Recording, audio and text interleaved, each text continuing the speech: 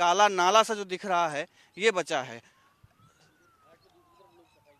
और अच्छा हाँ, ये तो है ना कि अगले दूसरे साइड में कम से कम लोग सफाई कर रहे हैं, वहां पे तो कुछ ना कुछ तो साफ सफाई हो रही है। अतुल, हम आपसे जानेंगे कि सालों से आप यहाँ आ रहे हैं, देख रहे हैं, तो क्या कभी इस सब को हटाने के प्रयास हुए, कवायद शुरू हुई है? देखिए, जितना हम लोग पिछले 4-5 सालों से काम करें, इस पॉइंट पे तो मैंने नहीं देखा आज तक पिछले 4-5 सालों में कि कोई काम हुआ हो या फिर कोई यहाँ पर जेसीबीज या ऐसा कुछ भी हो रहा है कि इस कचरे को हटाया जा रहा है। और सबसे बड़ी शर्म की बात और दुखद बात मुझे ये लगती है कि भारत एक ऐसा देश जहाँ नदियों को माँ माना जाता है, वहाँ के लोग नदी और डस्टबिन इन दोनों में अंतर ही नहीं कर पा रहे हैं। उन्हें लगता है ये बहुत बड़ा डस्टबिन है। ये बहुत बड़ी बात कही आपने कि हम मानव नदी और डस्टबिन को हम अंतर ही नहीं कर पा रहे हैं कि कहाँ नदी है और कहाँ पे है। उसी को हम पूजा भी करते हैं। आपने जो कहा कि 5 सालों में पहली बार नहीं कोई भी इस चीज को दिखाने के लिए नहीं आया, इंडिया ने पहली बार इस चीज को दिखा रहा है। आप, क्योंकि उस अभियान में जब छठ के समय में यह अभियान हमने शुरू किया तो आप साथ में थे, आपने हर उस पॉइंट को दिखाया जहाँ पर हम दोनों साथ में थे, सचिन साथ में थे, हर उस पॉइंट को दिखाया। क्या लग रहा है उसके बाद से कुछ प्रयास सफल हुए हैं इंडिया न्यूज के और आपके हमारे? जी बिल्कुल, मैंने नोटिस किया कि उसके बाद भी और जो न्यूज़ एजेंसीज़ हैं उन्होंने भी इस पर काम करना शुरू किया। तो ये इम्पॉर्टेंट है हमारे लिए काम करना, और आप, मुझे बड़ा अच्छा लगा कि आपने ये इनिशिएट किया इसे। जर्नलिस्ट होने के नाते ये ज़रूरी नहीं है, जर्नलिस्ट के साथ साथ एक रिस्पॉन्सिबल सिटीजन, जर्नलिस्ट हम बाद में बनते हैं, राइट? उसके पहले हम एक सिटीजन हैं और हम इसी नदी, इसी हवा, इसी पृथ्वी की वजह से जीवित हैं। सो हम जर्नलिस्ट हैं, जिस भी प्रोफेशन में हैं आप अपना काम ईमानदारी से कीजिए, बट उसके पहले हम इंसान हैं और इंसान का सर्वाइवल नेचुरल रिसोर्सेज के बिना असंभव है।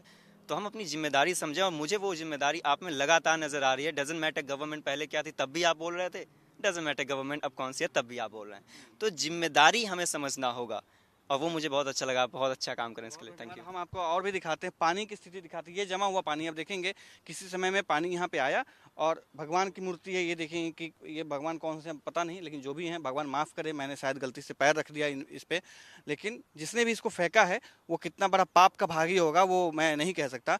लेकिन ये देखिए, ये पानी है और कीड़े पड़े हुए हैं पूरे, लग रहे हैं। बदबू इतनी ज़्यादा है कि मैं यहाँ पे सचिन भी महसूस कर पा रहे होंगे, अतुल भी महसूस कर पा रहे होंगे। ये नदी है, यमुना का पानी है ये, और कितनी खराब स्थिति में है ये देखिए।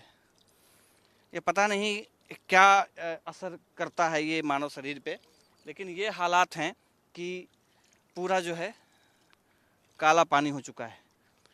ये है, अब अंदर में भी देखें, अंदर ये देखिए कंक्रीट और क्या क्या है, ये देखिए, ये कंक्रीट है, ये देखिए, पता नहीं क्या क्या इस चीज़ें इस पे हैं। मतलब स्थिति ये है कि पूरा जो एरिया है, पूरी जो नदी का जो क्षेत्र है, जिसको हम लोग नदी का घाट कहते हैं, दिखने में आपको घाट जरूर लगेगा, लेकिन पूरा भरा हुआ है प्लास्टिक के और कपड़े, और ये कंक्रीट है, प्लास्टर ऑफ पेरिस है, उसकी मूर्तियों से भरा हुआ है। और ऐसा लग रहा है चारों तरफ सफ़ेद चादर बिछी हो, जैसे सफ़ेद नदी बनी हो, सिर्फ कचरे का नदी हम इसको कह सकते हैं। कि एक साइड डंपिंग यार्ड बना हुआ है, एक साइड जहाँ यमुना की पतली सी धारा बह रही है, वहीं दूसरी साइड में सिर्फ वाइट चादर, आपको रेत सा दिखाई दे रहा होगा, जैसे कि नदी के किनारे रेत होती है, बालू होता है, उस तरीके का आपको दिख रहा होगा। लेकिन ये सारा का सारा जो है प्लास्टिक है, और स्थिति यह है कि कब तक ये ठीक हो पाएगा। सचिन, आपसे जानेंगे, जैसे अतुल ने कहा कि प्रयास जारी है, उससे कुछ न कुछ तो बेहतर हो सकता है, लेकिन क्या लगता है कि ये प्रयास काफ़ी हैं? देखो, प्रयास तो सरकार अपनी तरफ से कर रही है, मगर मैं आम नागरिकों को भी इसमें दोष देना चाहूँगा, क्योंकि वो आजकल हज़ारों करोड़ रुपए जो टैक्स के रूप में जो गवर्नमेंट को देते हैं, तो उसको लिए आवाज़ क्यों नहीं उठाते? क्योंकि सरकार को तो आप टैक्स किसी ना किसी रूप में दे दें। आप अगर छोटी सी अगर एक बिस्किट का पैकेट भी खरीदते हैं तो वो भी कहीं ना कहीं रूप में टैक्स जा रहा है, बट उसके लिए आप कुछ अपनी आवाज़ नहीं उठा रहे हैं। दूसरा है कि सबसे बड़ी जो नदी की समस्या है, नदी की समस्या जो पोल्यूटेड होने का सबसे बड़ा कारण है एसटीपीज़ का सही से काम ना करना, और दूसरा सबसे ज़्यादा जो अनऑथराइज जो सीवेज जितने मिल रहे हैं उनकी तरफ सरकार का ध्यान नहीं दे रहा, क्योंकि ये सरकार की जिम्मेवारी बनती है जो उनके आम नागरिक लोग हैं उनको स्वच्छ जल देना, स्वच्छ हवा देना, और ऐसा वातावरण देना जिसमें लोग रह सके और अपनी उचित मात्रा में अपनी सांस और जो अपने जीवनदायिनी जो चीज़ें हैं वो रूटीन की चीज़ें वो कर सके। क्योंकि जैसे एक रात में सरकार नोटबंदी कर सकती है, तो कुछ समय में नदी भी आराम से कर सकती है। अतुल, आपसे जानेंगे, छोटा सा मैं उदाहरण देता हूँ मैं उसका। आप अभी देख सकते हैं प्रयागराज का, प्रयागराज में 3 नदियाँ हैं, जो यही यमुना नदी है जो यहाँ के TDS आपने कल अभी कुछ दिन पहले हमने जब TDS यहाँ का नापा है तो वो 700 है। अब वही प्रयागराज का जो TDS हमने नापा तो वो 155 160 के आसपास है। तो आप देख सकते हैं यही नदी वही है, चीज़ें वही हैं, तो यहाँ से वहाँ पे डिफरेंस क्यों? अतुल, आप एक बात बता रहे थे जब हम कैमरा ऑफ था हमारा, आप बता रहे थे कि सरकार ने पहले 2024 तक का टाइमलाइन दिया कि हम करने वाले, फिर अभी कह रहे हैं कि 3 साल में काम करने वाले, फिर जो है जो दिल्ली पोल्यूशन कंट्रोल बोर्ड कह रही है वो कुछ अपना अलग कह रही है, दिल्ली पोल्यूशन कंट्रोल कमेटी जो है वो अपना अलग कह रही है। क्या कोऑर्डिनेशन की कमी है, क्या लग रहा है कि ऐसा क्यों डिफरेंस आ रहा है? देखिए, इसे मैं समझाना चाहूँगा आसान भाषा में। जो दिल्ली जल बोर्ड की माने तो दिल्ली जो शहर है वो लगभग 800 MGD सीवेज हर रोज जनरेट कर रहा है। दिल्ली शहर 800 MGD यानी 800 million gallon litre per day, right. 800 MGD ये जनरेट कर रहा है दिल्ली शहर।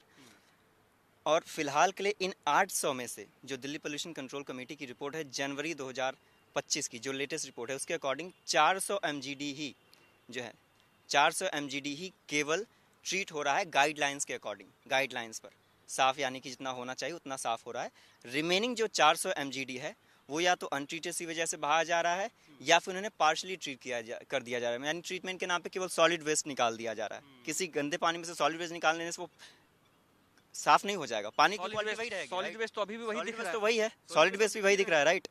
तो अभी क्या है कि दिल्ली जल बोर्ड ने टारगेट रखा कि 800 MGD अगर ये दिल्ली की सीवेज जनरेशन है तो हम इसे क्या करेंगे, जून 2024 तक 964 MGD हम अपनी सीवेज ट्रीटमेंट कैपेसिटी को रखेंगे, जो कि 10 BOD 10 TSS पे काम करेगी, जो कि CPCB की गाइडलाइंस है। जून 2024 बीत चुका है, अभी हम कहाँ हैं, फरवरी 2025 में, राइट। यानी कि डेडलाइन जो है ऑलरेडी मिस हो चुकी है, राइट। अभी इन्होंने दोबारा डेडलाइन रखी है कि हम अब दिसंबर 2025 तक दिल्ली की जो सीवेज ट्रीटमेंट कैपेसिटी है उसे 964 MGD कर देंगे, जो कि 10 BOD 10 TSS पे काम करेगी।